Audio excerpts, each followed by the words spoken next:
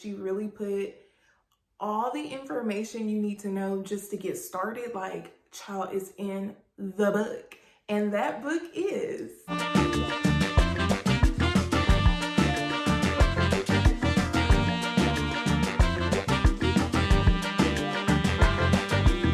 Hey y'all, my name is Erin and welcome back to my channel where we take it easy like Sunday morning.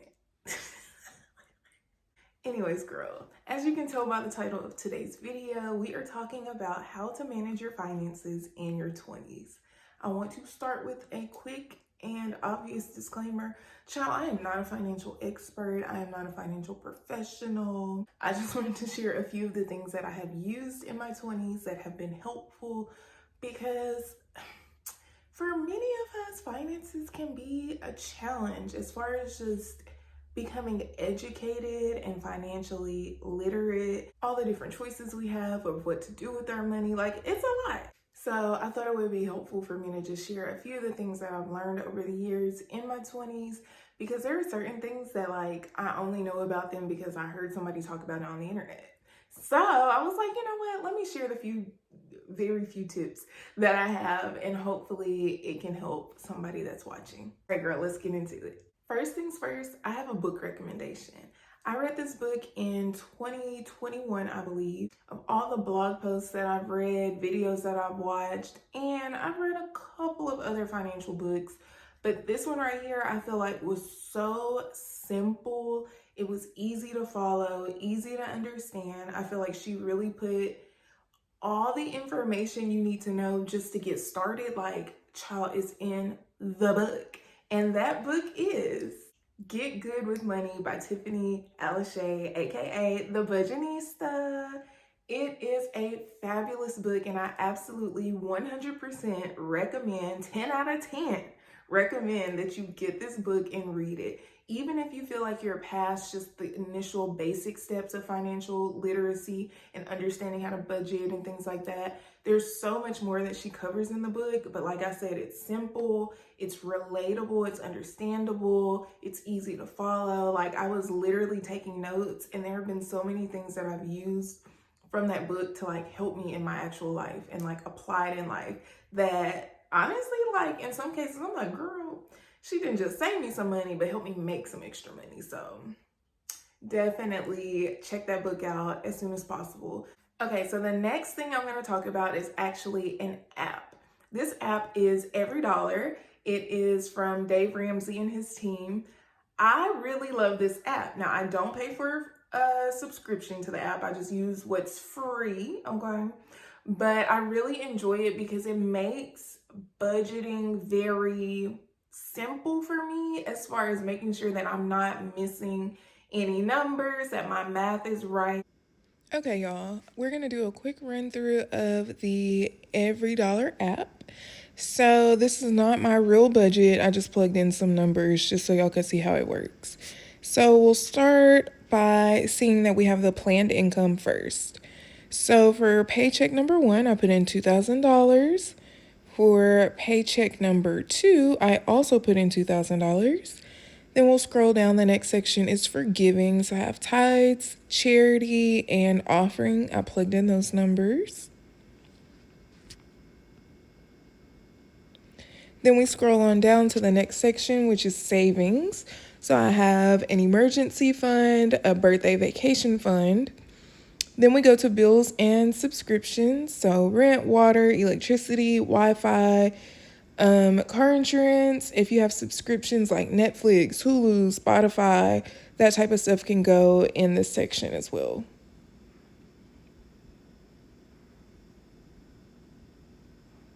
Then we're going to go down to spending. This is where I put groceries, going out to eat, gas money, fun and entertainment. I typically have a section for like shopping, so like clothes, beauty products, skincare products, that type of thing. And I also have a section here in my personal budget for home decor.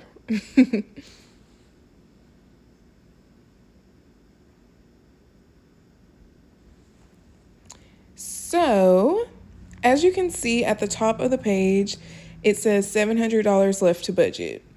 So I put that $700 under the birthday vacation fund, and now I have an every dollar budget, which means that every penny that I am bringing in for the month is now allocated for. All my money is going somewhere. So it's just really nice because it takes out a lot of the human error that could happen if I was just doing it myself, because it's literally calculating it as I go. Then also, as I spend money, then I can go in and I can put in those purchases, or if I've paid my water bill for the month, I can go in and put it in and it'll deduct and just show where my money is and where I'm at as I go throughout the month. So yeah, I really enjoy the app. And I think it can be a great way if traditional budgeting, like writing it down with pen and paper, which I'm typically a pen and paper kind of girl, but with my budget, for whatever reason, I just really prefer it to be digital. So if you're not too much of a pen and paper type of girl when it comes to numbers, budgeting, that type of thing, I think the Every Dollar app can be a really great way for you to see what's going on with your money. Because one thing that I have learned and I've had to face is, the numbers don't lie. So you can be going through life feeling like, I'm doing okay, whatever. But until you actually put it all out and list everything out and see the numbers, see how much you're bringing in, see how much you're spending, see where you're spending, until you do that, you really don't know your financial situation, like really know what's going on. So I think even if you don't use the app continuously, even if it's just for you to get started so you can see the numbers, I think it's a great way to have everything laid out, and it makes like a little graphic chart for you. So it's nice. I like it. The next thing we're going to talk about is cash stuffing. Now, I tried this back in my earlier 20s. I'm in my late 20s now. So it was several years ago when I actually was practicing cash stuffing. And I found it very helpful at that point in my life.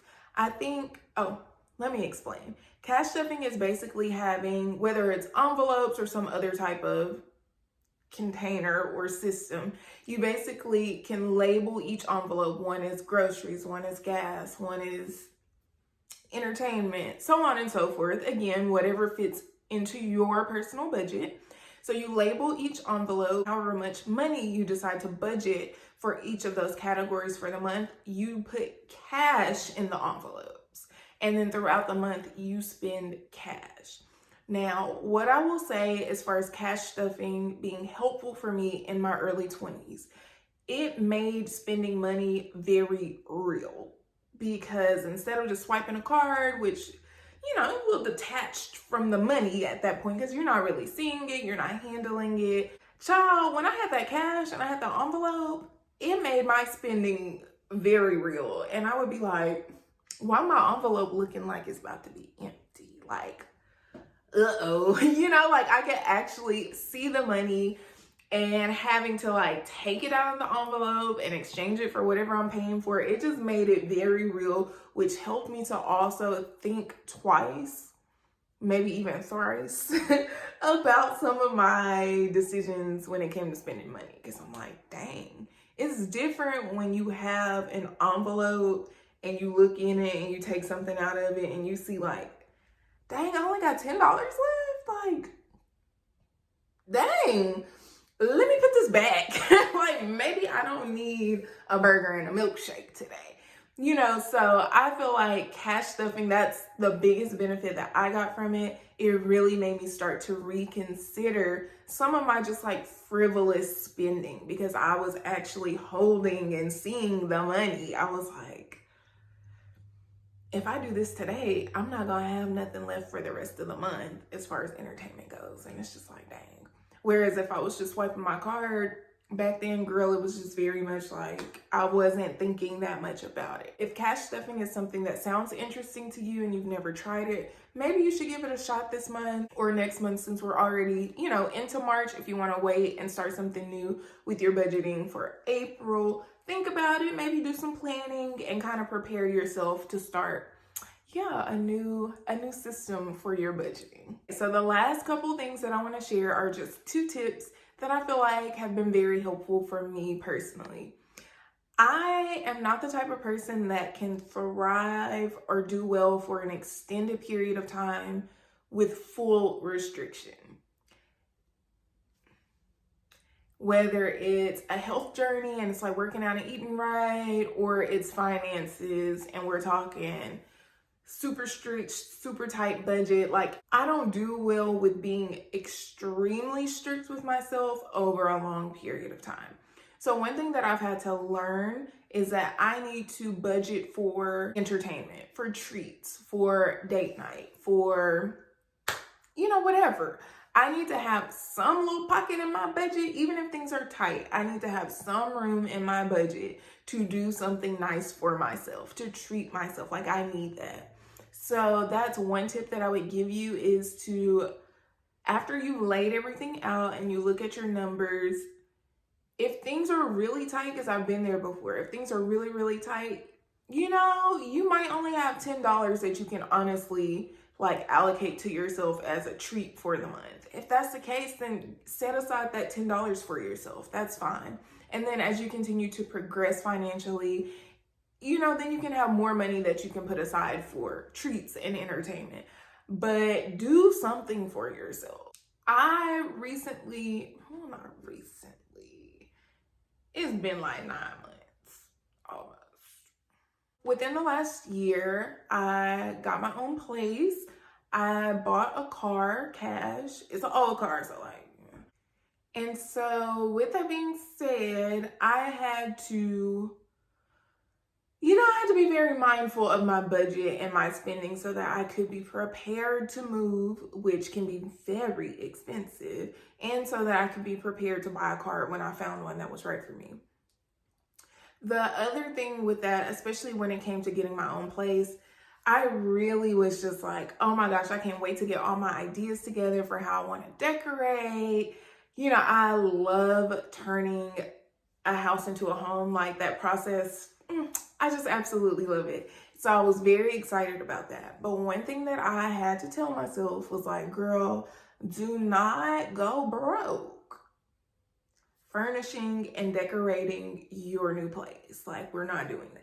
We are not doing that, because I have a life to live and I have many other things that are important that I need to take care of, including just myself. And the decorating, like, we can do it over time. So my actual tip when it comes to this, if you're maybe in a similar situation, I decided, because I had so many ideas and things in my head, I was like, you know what? I'm going to get a piece of paper and I'm going to start making just a list of different things I want to buy for the different rooms in my apartment. I'm going to make lists for like vacations I want to take in the future. I'm going to write down different experiences that I want to pay for, whether it be, a spa day, a pottery class, getting my nails done, whatever. I'm going to write out all these different things that I want to do with my money. And then I'm going to prioritize some of them, because that just helps me personally just to stay focused, because I can get very scatterbrained. So it helps me to write things down, to prioritize things. That way, if I'm having a moment of being scatterbrained, I can go back to my list and I'm like, don't forget, we have a vision. So I would do that, and then it's like, okay, I have all these things that I want to do. I cannot do them all at once, because girl, the cash ain't cashing like that. So I'm like, what I can do is fix my budget in a way that every month I can pick 2 things off the list, maybe 3 things off the list, and do them or buy them for that month. That way I can still make sure that I'm doing the things that I want to do, but I'm also not breaking the bank while doing them. I hope that makes sense, because y'all know I be rambling sometimes. So for example, last month, February, I went to the spa. That was like my big thing for myself last month I wanted to do. And I'm like, okay, I'm gonna do it. Now, I'm not gonna have a month where I'm like, oh, I'm gonna go to the spa and I'm gonna buy a new couch and I'm gonna get me a new refrigerator. Like, it's just too much for me at this point in my life. Like, that's just way too much. But maybe February, I want to go to the spa. Maybe March, I'm like, okay, I'm about to buy some new home decor, which is what I'm doing for March. I'm redoing my bedroom and my bathroom. So, that's what I'm doing for March. April, you know, it'll be something different. All right, y'all, so this was a quick, straight to the point type of video. I hope you found maybe something that you haven't thought of before that could be helpful for you. And child, God bless you and good luck on this journey with your finances. I feel like the more that we become financially literate and just have a better understanding of how to manage our finances and our options for what to do with our money, I really feel like the journey can become just more exciting and enjoyable. So yeah, I hope this was helpful. Let me know in the comments below if you have any tips that you would like to share with me, any books that you've read, videos that you've watched, anybody you follow online that you feel like gives really great financial advice. Let me know, because I'm constantly trying to learn and grow and do better. So yeah, that's all for today. I love y'all. I hope you have a wonderful week, and I'll talk to you next time. Bye.